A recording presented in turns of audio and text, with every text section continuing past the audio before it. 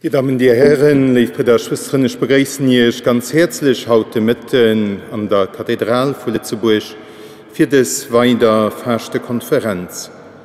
Also ich zum unserem Organisten Joey Laure von Maurice Clement Sänger Urschelsklasse große Merci für die gedrohen Affeierung an der Thema, das uns mitten beschäftigt. Bekehrung, von der wir an dem Thema von den festen Konferenzen schwätzen, ist nicht so wie, dass man von dem einen ein bisschen mehr machen sollten, und von dem anderen ein bisschen mehr. Sich bekehren und sich zu Christus bekehren, heißt vielmehr, sich zu öffnen, um sich ganz von Christus ergreifen zu lassen. Daher stammt auch der Titel der Konferenzen dieser Fastenzeit: Se convertir au Christ.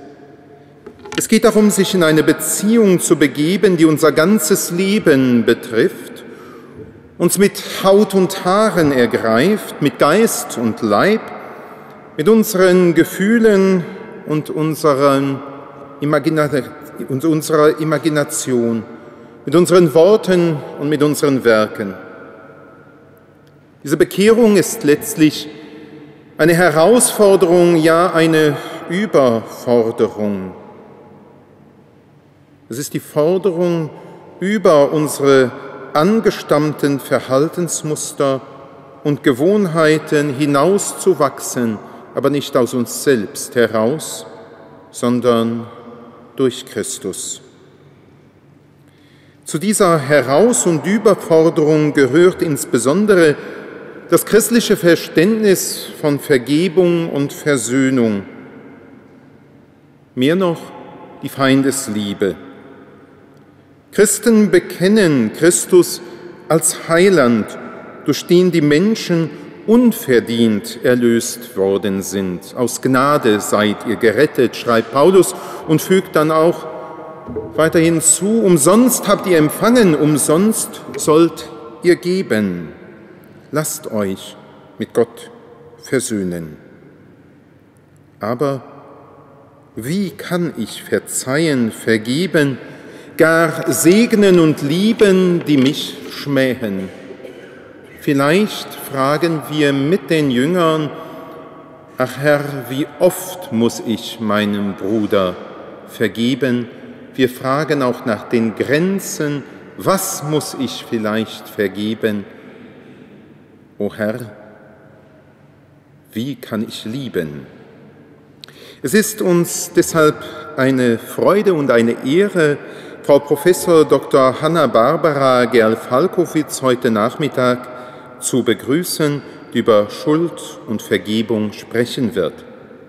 Jahrgang 1945 war Frau Professor Gerl-Falkowitz von 1993 bis zu ihrer Emeritierung im Jahre 2011 Professorin für Religionsphilosophie und vergleichende Religionswissenschaften an der Technischen Universität Dresden. Neben ihrer Arbeit im philosophischen Bereich, die insbesondere auch den deutschen Idealismus betrifft, verbinden wir aber mit ihrer Person auch die Namen von Romano Guardini, über den sie nicht nur eine wunderbare Biografie veröffentlicht haben, sondern sie haben auch auf Burg Rothenfels gelehrt. Wir verbinden mit ihrem Namen weiterhin den der katholischen Dichterin Gertrud von Lefort. Sie leiten die Herausgabe ihrer Werke und sicherlich bekannter als Gertrude von Lefort ist für viele von Ihnen heute Nachmittag der Name von Edith Stein. Frau Professor Hanna-Barbara Gerl-Falkowitz leitet auch hier die Herausgabe der gesamten Werke von Edith Stein und arbeitet zurzeit an einem Lexikon über Edith Stein. Das Thema unserer heutigen Konferenz führt uns gleich ins Zentrum der Fragestellung über die Vergebung, wie wir sie heraufgeführt haben. Verzeihung des Unverzeihlichen mit einem Fragezeichen.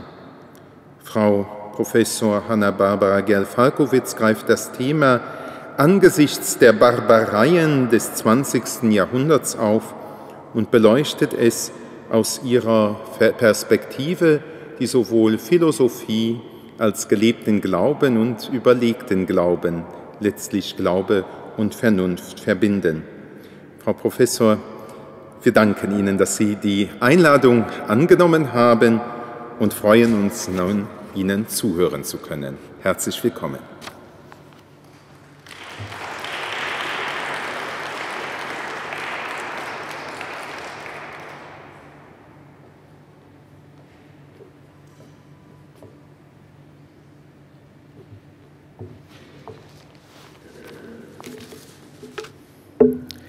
Zuerst ist es an mir, für die Ehre zu danken, hier in Ihrer Kathedrale sprechen zu dürfen. Und ich danke vor allem auch Frau Krämer-Hoffmann und Herrn Dr. Ehret für die Einladung. Ich freue mich sehr. Ich habe in Dresden in der Regel 18 Jahre vor einem ungetauften Publikum gesprochen, auch zu ähnlichen Themen wie hier, und manches wird durchklingen. Und möchte damit gleich die Anekdote verbinden, dass ich über dieses Thema zweimal eine Vorlesung gehalten habe, in der Furcht, es würde eigentlich nur ein bestimmter Teil im Hörsaal anwesend sein, aber ich wollte es einfach einmal durchdeklinieren. Und es war die einzige Vorlesung, in der ich den Hörsaal wechseln musste, weil von Mal zu Mal mehr Menschen kamen. Und das ist ein unglaubliches Zeichen. Es ist ein Zeichen dafür, dass die Wunden unseres Herzens überall dieselben sind. Ob getauft oder ungetauft, ob gläubig oder ungläubig, das Thema Schuld ist ein ganz riesengroßes Thema. Ich wurde nach einer Vorlesung nach Hause gefahren von meinem nicht getauften Assistenten. Er sagte mir, dass er normalerweise wie immer in den sozialistischen Ländern Dienst tun musste mit der Waffe, nämlich in der Nationalen Volksarmee. Unter anderem hat man ihn an die Berliner Mauer gesetzt. Dort war Schießbefehl. Das ist bekannt. Er hat mir nicht mehr erzählt, aber einen Satz hinzugefügt: Ich habe immer an den Marxismus geglaubt, meine auch heute noch nicht, dass alles falsch ist. Und dann kam der Satz: Aber wir haben nicht gelernt, wie man schuldlos wird. Und ich habe gemerkt, dass darin mehr enthalten ist, als er sagen wollte. Möglicherweise hat er einmal auf jemanden geschossen, der über die Mauer geflohen war, ich weiß es nicht. Aber dieser Satz, man hat uns nicht gelehrt, wie man schuldlos wird, war eigentlich der Anlass meiner Auseinandersetzung mit dem Thema. Ich setze ein mit der Überlegung, oder darf gerade noch einmal fragen, können Sie mich gut hören?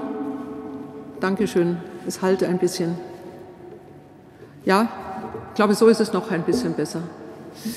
Ich setze ein mit der Überlegung, dass wir lange Zeit in Europa gelernt hatten, und zwar bis zur Mitte des Jahrhunderts oder etwa bis 1930, dass es Schuld eigentlich gar nicht gäbe. Wir kommen aus einer langen Geistesgeschichte, vor allem auch im 19. Jahrhundert, wo Schuld weggeredet wurde. Bei uns war es vor allem Friedrich Nietzsche, der meinte, dass Schuld eine Erfindung der Kirche sei. Nietzsche war selbst Sohn eines Pastors und im Protestantismus dieser Zeit war natürlich von Sünde, von nicht gelingender Umkehr, von beständiger Buße, von Kopfhängen, von Nichterlöstheit permanent die Rede. Und Nietzsche, als ein sehr wacher und natürlich außerordentlich kritischer Geist, hat diese Rede als außerordentlich beschädigend empfunden. Und als Sohn eines Pastors, von dem er ja wöchentlich, beziehungsweise auch später in seiner Jugend immer wieder diese Rede von Sünde, Sünde und noch einmal Sünde gehört hat, hat ihn veranlasst zu sagen, dass damit jedes Leben erlischt. Leben kann nicht leben, wenn es beständig unter dieser Bedrohung steht. Alles, was ich tue, ist gemischt aus Gut, aber mehr noch aus Böse. Und immer muss eine fremde Hand kommen, um mich wieder zu reinigen. Wir brauchen das gar nicht ausfalten. Nietzsche hat daraus geschlossen, dass ein starkes Leben überhaupt nur möglich sei, wenn man endgültig die Rede von Gut und Böse ad acta lege. Und Sie kennen wahrscheinlich auch diesen Satz: Nur der Mensch, der über Gut und Böse hinweggeht, kann überhaupt stark sein. Das sind diese Sätze. Ja? Wir haben sie dann später in der braunen Ideologie realisiert, gehört. Dazu komme ich gleich noch. Aber das war für Nietzsche gewissermaßen der Ausweg aus der Beklemmung. Keine Schuld, keine Gnade. Man boxt seinen Weg gewissermaßen durch. Und die Stärke beruht eigentlich darin, dass man einmal vergisst, was sollen, müssen, dürfen heißt und im Grunde genommen niemanden mehr fragt, sondern einfach seinen Weg geht. Eine unglaubliche Befreiung damals für ihn, obwohl man in seinen Werken merken kann, dass das letzten Endes auch bei ihm nicht gegriffen hat, im Gegenteil. Aber wir haben noch einen sehr einflussreichen Theoretiker. Ich arbeite gegenwärtig auch teilweise in Wien und das war Sigmund Freud. Auch Sigmund Freud hat in den 30er Jahren des letzten Jahrhunderts versucht, Schuld nur als Schuldgefühl zu verstehen. Wir brauchen keine Einzelheiten, aber das Zentrum des Gedankens heißt, solange wir glauben, irgendetwas verpflichtet zu sein, solange man uns als Kindern eingeredet hat, von den Eltern, von der Kirche, von den Lehrern, von irgendwelchen Institutionen, das darf man tun, das darf man nicht tun, das ist gut, das ist böse. Solange, hat Freud gesagt, führen wir kein selbstbestimmtes Leben. Wir sind immer von einem Über-Ich durchdrungen. Später sind wir groß und sagen diesen Unsinn nach und glauben, frei zu sein. In Wirklichkeit, sagt Nietzsche, ist nichts anderes passiert, als dass wir Vorschriften von außen in uns hineingenommen haben und nun glauben, aus uns heraus zu handeln. In Wirklichkeit sitzt wie ein Gespenst diese ganze Ethik, diese ganze Moral, diese ganzen Vorschriften auf uns und wir können uns dagegen nicht mehr wehren. Soweit war Freud. Freud würde auch sagen, Schuld gibt es eigentlich nicht. Der reife Mensch hat nicht Schuld, sondern er tut, was er tun muss.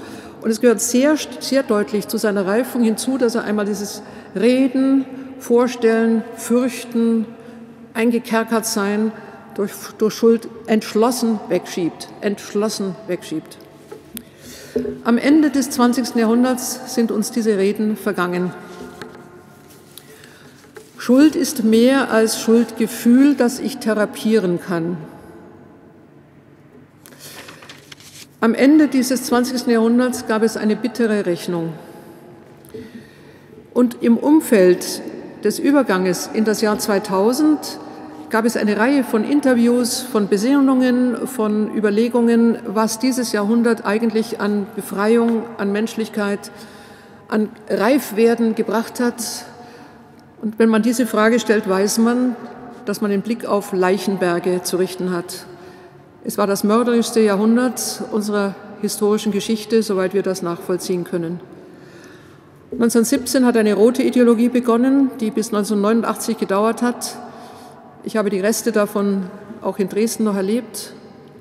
Zerstörte Menschen, Familien, die zerstört waren, eine Religion, die ausgelöscht war.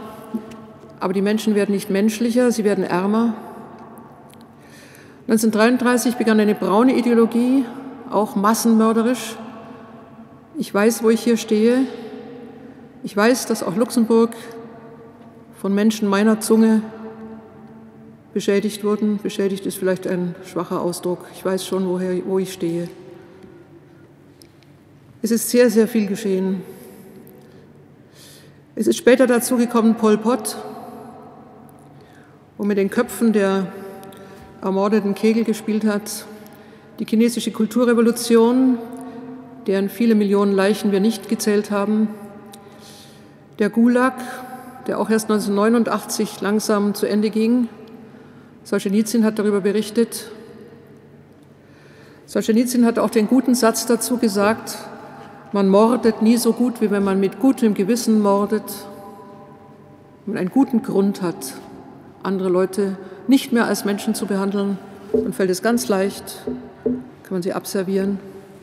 Am Ende des 20. Jahrhunderts wagen wir nicht mehr von einem Aufwachen der Humanität, von einem Freiwerden, auch nicht von einem Abwerfen von Schuldgefühl zu reden, sondern angesichts dieser Entwicklungen ist Schuld in unsere Sprache zurückgekehrt.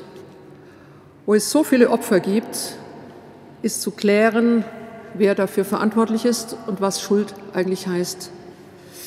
Hier gibt es Stimmen, die sehr stark sind, sowohl aus dem gläubigen wie aus dem ungläubigen Bereich. Und ich beginne mit einer Stimme aus dem ungläubigen Bereich. Das ist eine französische Stimme. Er ist erst kürzlich übersetzt worden im Deutschen, er ist im Französischen schon länger da. Er heißt Jankelewitsch. Und Jankelewitsch, der schon vor 20 Jahren etwa starb, hat formuliert, dass aus Europa deswegen nichts werden könne, eine ganz düstere Stimme, weil in unserer Mitte die Täter und die Opfer, also in der Mitte Europas, er meint jetzt spezifisch auch Deutschland und Österreich, weil in der Mitte Europas die Opfer tot sind, die Täter tot sind und deswegen gibt es keine Versöhnung mehr. Wer könnte wem vergeben? Es sind eben alle tot. Und Jankelewitsch meint, dass das Händeschütteln der Enkel über den Gräbern zwar politisch schön ausschaut, auch nicht ganz sinnlos ist, aber wenn die Enkel den Enkeln verzeihen, so meinte Jankelewitsch, wäre nicht das Eigentliche erreicht. Es gibt kein direktes Gespräch mehr. Und dann hat er Sätze, die sehr angsteinflößen, indem er sagt, dass die Agonie der Opfer bis zum Ende der Tage dauert. Das Verbrechen ist gleichsam tiefgefroren. Es gibt keine Entlastung.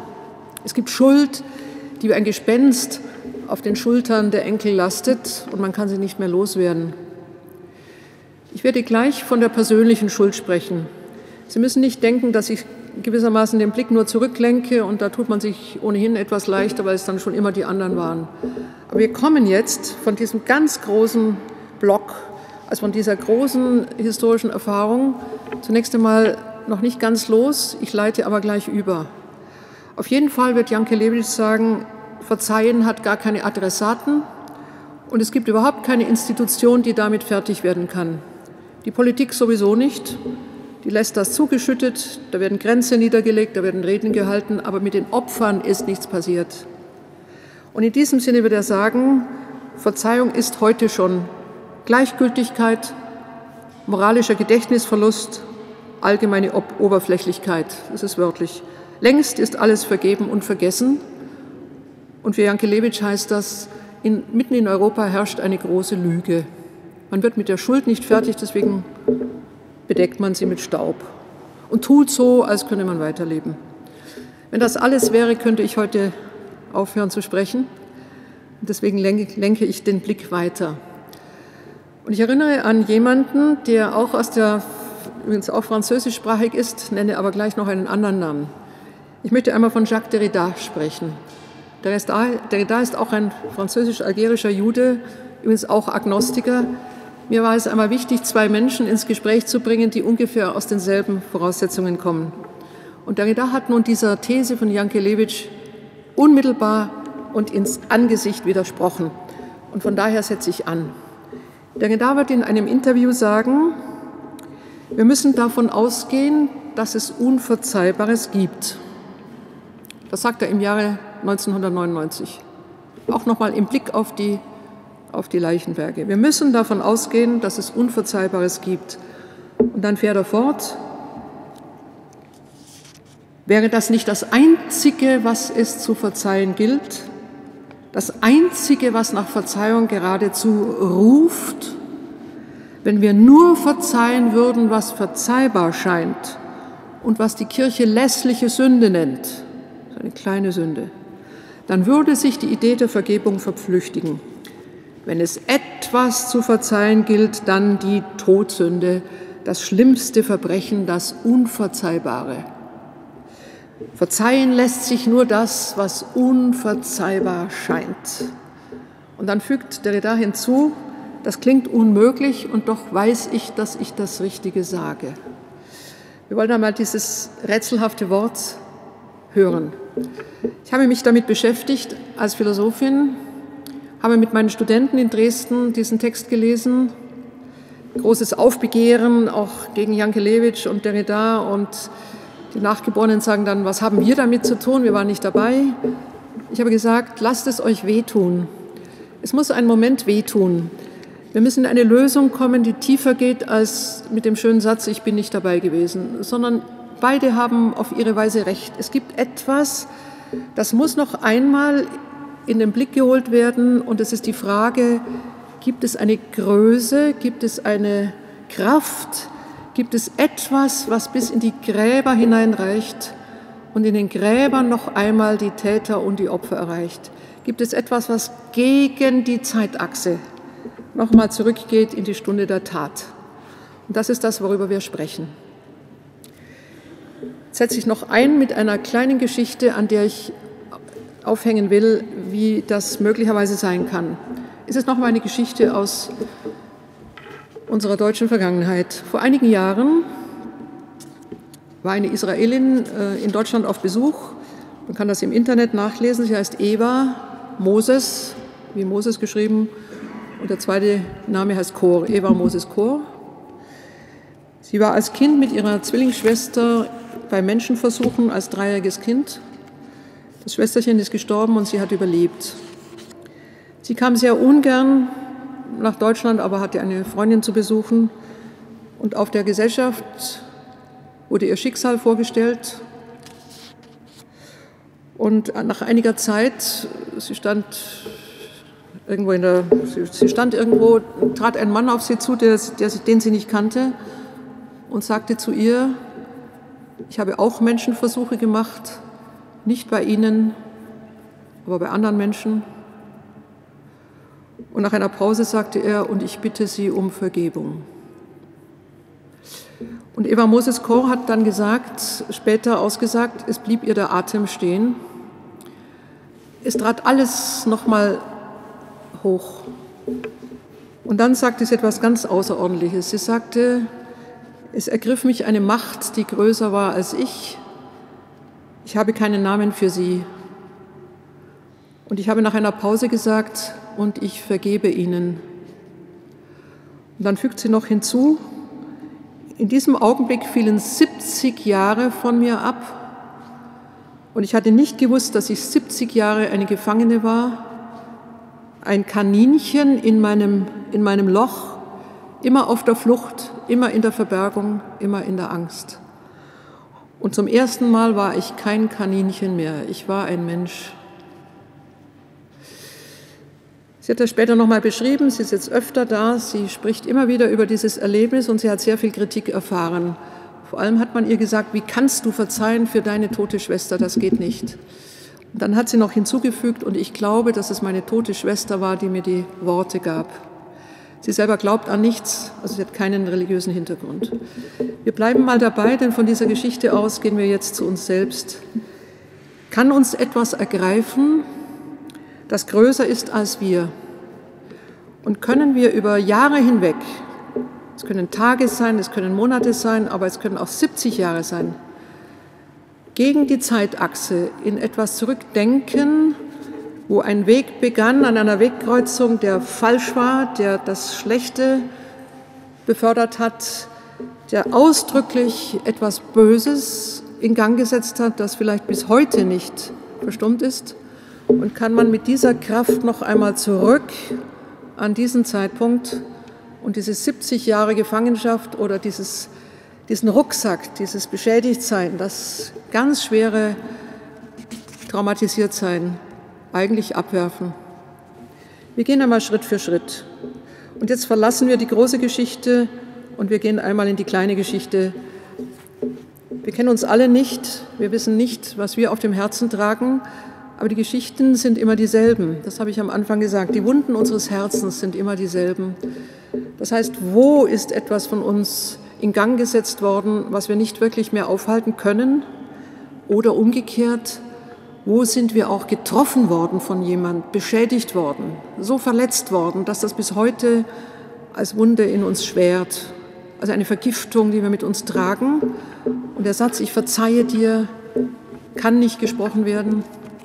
Beim Vaterunser lässt man den Satz weg oder spricht ihn nur halb oder kann ihn eigentlich nur mit den Lippen sprechen, aber mit dem Herzen nicht. Wir vergeben, wie vergib du uns, wir unseren Schuldigern vergeben, geht das denn? Ja, wir gehen einmal Schritt für Schritt hinein. Ich schließe noch einmal an die Überlegung, die wir Jacques Derrida verdanken. Sie brauchen den Namen nicht kennen, das ist nicht wichtig. Er hat nur einmal ein Tor aufgemacht. Verzeihen muss man eigentlich das, was nicht verzeihbar scheint. Wenn man nur so die kleinen Vergehen weglegt, das ist nicht das Richtige. Es muss etwas geben oder es ist die Frage, gibt es eine Kraft, die noch in der Lage ist, noch das Verfahrene umzukehren? Augustinus sagt einmal, Verworfenen hat er die Verherrlichung versprochen. Das sind so Sätze, die muss man hören. Verworfenen hat er die Verherrlichung versprochen. Derrida sagt nun noch einmal, ich weiß nicht, ob es Gott gibt. Er ist Jude von Herkunft, aber es ist für ihn nicht erschlossen. Es ist überhaupt nicht erschlossen, was das heißt. Aber er fügt hinzu, ich komme aus einer Kultur, die eine Sprache hat, und diese Sprache möchte ich nicht verlernen. Welche Sprache? Er zitiert den Psalmisten, Finsternis soll mich überdecken, Nacht mich umgeben anstelle des Lichtes. Aber dir wird die Finsternis nicht dunkel sein. Wie der Tag wird die Nacht dir erstrahlen. Die Finsternis ist dir wie Licht. Und Derrida fügt hinzu, weil es diese Sprache gibt, kann ich in Europa leben. Er sagt noch nicht einmal, dass er wirklich glaubt, was hier gesagt wird. Er sagt auch nicht, ob er es versteht, aber er sagt, es wird gesprochen von einer Kraft, die über alles hinausgeht, was wir so im Händeschütteln, im gegenseitigen Beschwichtigen, sozusagen in diesen Therapien, die wir miteinander versuchen, auch im politischen Diskurs versuchen. Es gibt nicht nur eine horizontale Verständigung, sondern bei Derrida ist die Überlegung, dass es eine vertikale gibt, und das weiß die europäische Kultur. Es gibt eine Öffnung nach oben, und da kann noch eine Kraft kommen, die anderes erreicht als wir mit unserem bloß guten Willen. Ein anderer Psalm gehört auch dazu. Gibt es eine Sprache, die sowas ausdrückt? Der andere Psalm heißt, und wären deine Sünden wie Scharlach, ich werde sie weiß machen wie Schnee. Und noch eine andere Stelle, soweit der Aufgang vom Untergang entfernt ist, soweit werde ich deine Sünden hinter mich werfen. Das heißt, gibt es ein göttliches Vergessen unserer Schuld? Und wie kommt man dahin, dass es wirklich so ist? Das ist die Ausgangsfrage. Halten wir noch mal fest. Ich habe jetzt sehr vorsichtig begonnen, mit lauter Stimmen, die nicht direkt im christlichen Raum stehen. Das war meine Absicht. Also eher einmal vom Rand her, weil man da vielleicht auch besser zuhört. Und die bisherige Aussage war einfach, gibt es eine Kultur, die etwas weiß? Nochmal unabhängig davon, ob man das selbst schon erfahren hat, aber gibt es eine Sprache, gibt es Bilder, gibt es ganz große Entwürfe, in denen deutlich wird, dass wir nicht mit der Schuld ein Leben lang wie mit einem Gespenst behaftet uns durchs Leben schleppen, sondern gibt es diese Gebärde, sich aufzurichten und diesen Rucksack einmal loszuwerden. Und das ist das, wovon wir heute sprechen. Und ich komme zu einem zweiten Teil. Bisher habe ich jetzt sozusagen nur mal die Probleme zusammengeordnet. Ne? Ganz große Dinge, aber auch kleine Dinge. Wir wollen jetzt nicht zwischen groß und klein unterscheiden, sondern nur einmal, was hat sich da zusammengebacken im Laufe eines Lebens. Es kann ja auch sein, das ist auch möglich, dass es nicht viel Schuld ist, aber es gibt vielleicht ein Tun oder eine Verfehlung, die uns begleitet. Ja? Ich nehme nicht an, dass 4 Schwerverbrecher sitzen. Aber vielleicht ist ein Gedanke, der uns beständig verfolgt und der einfach nicht weicht, weil hier etwas geschehen ist, was wirklich nicht gut war. Oder ich sage nochmal umgekehrt, etwas ist einem angetan worden und es geht nicht weg, obwohl wir älter geworden sind, obwohl wir verziehen haben, und doch lastet es noch einmal. An der Stelle stehen wir. Der zweite Teil heißt, zurückschicken an den Anfang. Das ist ein merkwürdiger Ausdruck. Ich erinnere Sie, ich möchte auch einen praktischen Vorschlag machen. Derrida sprach von einer lässlichen Sünde und einer Todsünde und hat offensichtlich, obwohl er nicht dazugehört, von der katholischen Kirche gesprochen. Als Franzose kennt er wohl auch keine andere. Was weiß die Kirche? Was weiß die Kirche von der Kultur, in der so etwas gelöscht wird? Ich erinnere Sie an eine Formel, die wir, gerade die Älteren, ich gehöre auch dazu, gehört haben. Es gibt eine Formel, die einem einmal zugesprochen wurde. Ich zitiere sie einmal lateinisch, weil sie da sehr prägnant ist. Indulgentiam absolutionem et remissionem peccatorum vestrorum. Nachlass, Vergebung und Verzeihung heißt das im Deutschen übersetzt. Das ist aber nicht so scharf. Ich nehme mal alle 3 Worte, weil mit allen 3 Worten wird etwas gemacht. Indulgentia heißt Nachlass. Das ist gut übersetzt. Das ist, wie wenn man auf der Bank Schulden hat und ein Teil wird erlassen, nicht schlecht. Aber die entscheidende Lösung beginnt erst mit der Absolutio. Absolutio, absolvere heißt einfach etwas losmachen, was bisher verkettet war, verdrahtet, ja? Also so festgebacken. Absolvere. Und ich möchte einen sehr steilen Satz dazu sagen. Absolution gibt es nur im Absoluten. Und damit mache ich auf etwas aufmerksam. Wir haben heute vielfach in unserer Kultur den Versuch, Schuld in die Therapie zu tragen oder Schuldgefühl in die Therapie zu tragen. Auch der Versuch, uns gegenseitig zu entschuldigen. Das ist auch sinnvoll. Also jemand, der einen anderen beleidigt, soll sich erst einmal bei ihm entschuldigen. Aber die wirkliche Lösung geht nicht im Relativen. Ich kann auch sagen, warum es nicht geht, weil beide, die miteinander beteiligt sind, niemals genau auf derselben Ebene stehen, sondern Kierkegaard im 19. Jahrhundert hat einmal gesagt, auch der Gute, der nur auf der Seite des Guten steht, hat immer auch ein bisschen Schuld. Und der Böse, der auf der Seite des Bösen steht und sich entschuldigen muss, ist nie nur ganz böse. Und in diesem Sinne gibt es nicht einfach nur eine Unschuld, die auf Schuld trifft. Wir sind so eine Gemengelage, in der immer eine Unklarheit herrscht, eine Verworrenheit. Und das bedeutet, jetzt bleibe ich noch mal dabei, solange wir versuchen, uns nur bei Menschen zu entschuldigen, ist das gut. Das sollte man niemals weglegen. Aber die eigentliche Entschuldung, die Absolution gibt es nicht im Relativen. Ne? Relativ sind wir. Und dann hängt es von unserer Stimmung ab, von unserer Großzügigkeit, zu sagen, ich vergebe dir. In Wirklichkeit behalten wir doch im Hinterkopf, dass da was geschehen ist und nach 5 Jahren wissen wir es immer noch. Die wirkliche Absolution ist etwas, da brauchen wir das Absolute dazu. Einer der ganz großen Namen Gottes, jedenfalls in der Philosophie, ist das Absolute. Das kann man trocken hören, das ist auch zu trocken, aber es heißt doch wesentlich der Löser überhaupt. Denken Sie an einen großen Satz der Psychologie. Es gibt einige Sätze, die sehr gut sind, nicht alle, aber einige. Man muss ein Problem nicht auf der Ebene lösen, wo es entstanden ist. Da beginnt nur wieder neuer Streit. Nehmen wir an, 2 Ehepartner streiten sich und wollen es lösen, indem sie darüber sprechen. Es ist die klassische Erfahrung, dass man sofort den Streit wieder beginnt. Es hat keinen Sinn, ihm nochmal zu sagen, was ich eigentlich gemeint habe, und er sagt wieder, was er eigentlich gemeint hat, und dann geht es schon wieder von vorne an. Der Satz geht weiter, nicht auf der Ebene lösen, wo es entstanden ist, sondern man muss das Problem auf eine andere Ebene heben und dort lösen. Und das ist der Name Gottes, wenn er absolut heißt.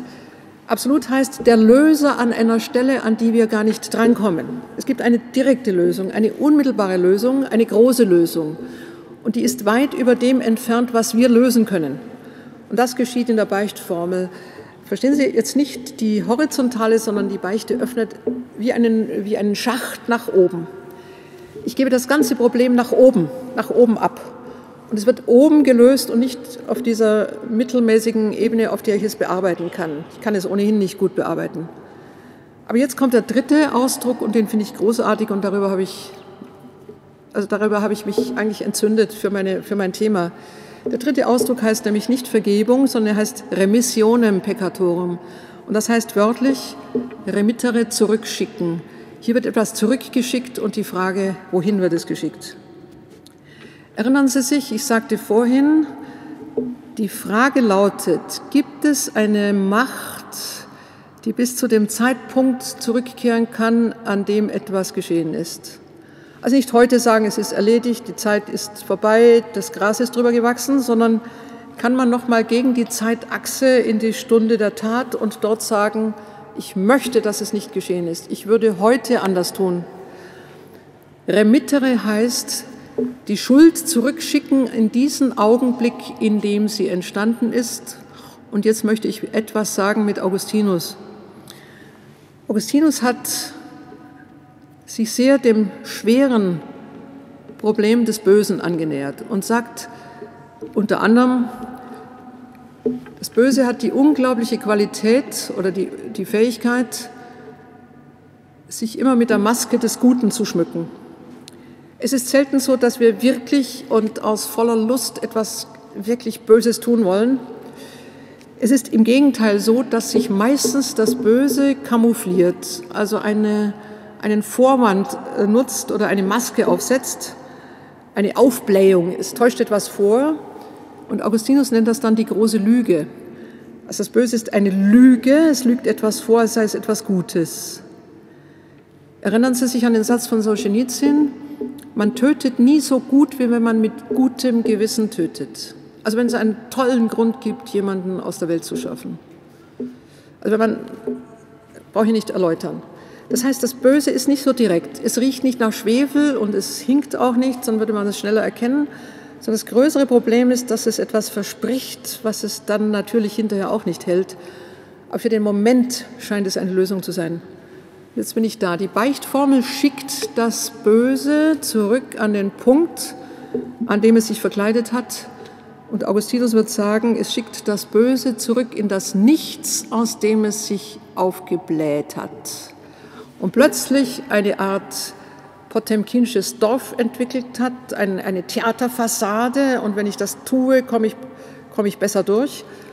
Und das Zurückschicken heißt, es schickt es zurück in seine Schäbigkeit, in seine Armseligkeit, in die Lüge. Es wird plötzlich klar, dass das alles ein aufgeplustertes Denken war. Und im Grunde genommen fällt die ganze Lüge in sich zusammen. In diesem Punkt ist, glaube ich, die Chance, die die Beichtformel enthält. Nicht nur der Nachlass, also Nachlass würde heißen, dass bestimmte Dinge erledigt sind.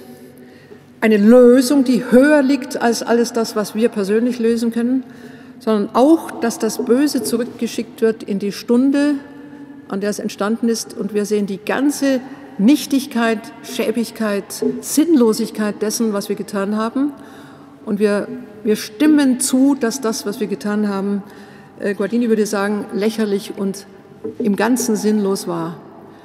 Von Guardini, dem großen Religionsphilosophen, gibt es den schönen Satz, es wird zu den ganz großen Beschämungen unseres Lebens gehören, beim jüngsten Gericht zu sehen, dass wir mit all unseren Bosheiten nicht etwas aufgebaut haben, sondern im Grunde genommen etwas Lächerliches versucht haben. Also das Lächerliche, das Nichtswürdige, die Luftblase, die wir geschaffen haben. Man könnte es vielleicht vergleichen, als würde man mit einer Nadel in den Luftballon stechen und er platzt einfach. Und in diesem Sinne ist das Zurücksenden der Sünden, das Zurücksenden in das Nichts, aus dem sie sich aufgebläht und gewissermaßen die ganze Welt besetzt hatten. Sie platzen. An dieser Stelle kommt aber etwas Neues. Das heißt, in dieser Sekunde oder in diesem Moment, in dem ich das sinnlose, dumme, zerstörerische, überflüssige, faule, also diesen Selbstbetrug entdeckt habe, unter dem ich etwas begangen habe, in diesem Augenblick kommt eine neue Entscheidung zur Wirklichkeit. Wir nennen sie normalerweise Reue. Ich kann aber inhaltlich sagen, wir können sagen, ich möchte es nicht getan haben. Das ist der Punkt. Ich möchte es nicht getan haben. Und wenn ich noch einmal an dieser Stelle stehe, werde ich die Weiche anders stellen. Ich werde den anderen Weg gehen. Ich werde mich verweigern. Ich werde dem, was mich da eingelullt hat und mit guten Gründen und wunderbaren Vorspiegelungen eingefangen hat, jetzt ein Nein entgegensetzen. Eine Reue. Buße heißt auch bessern. Ich mache es nicht mehr. Und das Wunderbare an dieser Zusage, dass es einen Nachlass, eine Vergebung, ein Zurückschicken gibt, heißt gleichzeitig, dass jetzt etwas unwirksam wird. Das Böse wird nicht seine Wirklichkeit verlieren. Die toten Opfer werden nicht lebendig. Die Bestohlenen haben ihr Gut noch nicht zurück. Dort, wo eine Ehe gebrochen worden ist, ist die Ehe noch nicht heil. Leider, so geht das nicht. Die zerstörten Städte sind nicht wieder aufgebaut in diesem Moment. Also das Böse hat schon auch eine Qualität, in der erstmal Wirklichkeit bleibt. Aber die Folgen werden unwirklich. Ich darf mal das Bild nehmen, wenn man einen Stein ins Wasser wirft, ja, zieht er immer weiter Kreise. Aus Opfern werden wieder Täter, werden wieder neue Opfer, werden wieder neue Täter. Das wissen wir aus der Psychologie. Aber in dem Augenblick, wo eine solche Wirklichkeit für nichtig erklärt worden ist, sie ist geschehen, aber sie ist nichtig. Sie hat keine wirkliche Bedeutung mehr. hört dieses Kreisen auf. Dann ist etwas zum Stillstand gekommen und viel noch, und um das nochmal ausdrücklich zu sagen, und Gott reicht bis in die Gräber. Es gibt nicht nur dieses Leben bis zum Exitus. Wir wissen auch, und jemand wie Franz von Sales, der wunderbare Seelenführer, hat das gesagt, noch zwischen unserem letzten Atemzug und dem Ankommen auf der anderen Seite flutet Gottes Barmherzigkeit. Vielleicht es gibt einen letzten Moment, an dem wir noch einmal sagen können, und das habe ich nicht gewollt, und ich überstelle dir die Lösung. Und wir wissen nicht, das ist wirklich Franz von Sales, wie tief der Herr uns greift. Ich komme zu meinem Schluss und ich möchte Sie mit einem Bild entlassen. Einem sehr schönen Bild, in dem wir jetzt noch eine letzte Aussage verbinden. Wir gehen in die Passionszeit. Unterschwellig habe ich Ihnen jetzt die Beichte empfohlen. Ich will das auch ausdrücklich bestätigen. Ich glaube, dass die Vollmacht der Kirche heißt, dass es ein solches Lösen auf einer ganz anderen Ebene gibt, wo wir gar nicht hinkommen, eine Absolution im Absoluten. Aber es gibt auch das Nichtigmachen und Unwirksam-Machen des Geschehenen. Es wird irgendwo, bleibt es in sich versackt. Es zieht nicht dauernd neue Kreise. Aber wir gehen auch in die Passionszeit und ich erinnere Sie an eine Stelle, die nur bei Lukas vorkommt. Lukas 22, Vers 61 folgende. Die anderen Evangelisten haben dieselbe Szene, aber nicht den Satz. Der Satz, den Lukas einzig hat, heißt: Als Petrus den Herrn verraten hatte im Hof der Anklage, als der Hand zum dritten Mal krähte, wandte sich Jesus um und sah Petrus an. Und Petrus ging hinaus und weinte bitterlich. Alle Evangelien haben das bittere Weinen von Petrus, aber Lukas hat den Blick Jesu. Und mit diesem Blick schließe ich. Denn der Blick öffnet etwas, was wir bisher nicht gesagt haben. Denn der Blick Jesu, so sagen zumindest C.S. Lewis, der große Theologe, den ich sehr schätze, enthält keine Anklage. Der Blick Jesu ist nicht noch einmal eine Erinnerung im Sinne einer Anklage und du hast doch vor 4 Stunden etwas versprochen, hoffentlich fällt es dir wieder ein. Sondern C.S. Lewis sagt, der Blick Jesu hat Petrus in eine unvorstellbare Tiefe der Liebe hineingezogen. Und Petrus hat zum ersten Mal begriffen, wen er überhaupt verraten hat. Und deswegen weint er. C.S. Lewis fügt noch hinzu, Petrus wird im Himmel jedem erzählen, ob er es hören will oder nicht. Er sei es, der den Herrn verraten habe. Und zwar mit strahlendem Gesicht erzählen, weil er nur auf diese Weise überhaupt kennengelernt hat, überhaupt berührt wurde von dem Blick, den er vorher offensichtlich so nie wahrgenommen hat. Es gibt einen Blick, der vollständig offen ist, ohne Anklage, ohne die geringsten Versuch, irgendetwas nochmal recht zu haben, in Erinnerung zu rufen. Nein, Kierkegaard nennt das den unglaublichen Blick der Barmherzigkeit, der sich öffnet. Und die einzige Frage, die dann ist, gehen wir hinaus, weinen wir oder verhärten wir uns? Es gibt einen zweiten Verräter, der nicht den Blick aufgenommen hat. Er war Jesus auch sehr nahe. Einige Stunden vorher hat ihn sogar geküsst. Und man kann davon ausgehen, dass in der Nähe dieses Kusses auch etwas bestanden hat, weswegen Judas auch hätte zusammenbrechen können und noch einmal weggehen. Ich schließe mit dem Gedanken, im Göttlichen heißt die Reihenfolge nicht erst Schuld, dann Reue und dann Vergebung. Sondern das Ungeheuerliche unserer Tradition heißt erst unsere Schuld und eine unvorstellbare Tiefe der Vergebung, immer schon. Und wenn wir da hineintreten, dann erst ergreift uns die wirkliche Reue. Unsere Reue ist winzig im Verhältnis zu dem, was uns da entgegenkommt. Solange ich angeklagt werde, verteidige ich mich. Da habe ich immer noch meine Gründe. Da kann ich immer noch sagen, es war Folgendes und ich hatte jene Entschuldigung und überhaupt. Aber der Blick Jesu klagt nicht an und deswegen brauche ich auch keine Verteidigung mehr. Und das ist der Moment, an dem unsere Gegenwehr zusammenbricht. Und das ist das Schöne. Ich darf das nochmal sagen. Nicht dort, wo es Reue gibt, gibt es Vergebung, sondern es ist umgekehrt. Es gibt immer schon die Vergebung, diesen Raum der Vergebung. Ist übrigens auch hier einer, natürlich, wir können das auch wörtlich nehmen. Der steht immer schon offen. Und wenn wir das begriffen haben, dann ist das, was wir bitteres Weinen nennen. Dann kommt die Reue. Sie ist aber nicht einfach nur bitter. Sie ist bitter, weil wir zum ersten Mal wohl begreifen, wogegen wir eigentlich gesündigt haben. Aber sie ist nicht so bitter, deswegen möchte ich das mit einem Wort von Hans-Urs von Balthasar aufhören. Im Weinen fällt eigentlich schon die ganze Last auch von uns ab. Wissen Sie, also diese Form des Ergriffenseins, des Sich-Stellens, also wirklich mal mit das Augenpaar Jesu einmal ergriffen haben, heißt gleichzeitig, dass auch der Rucksack schon weg ist, mit dem wir dauernd zu tun hatten.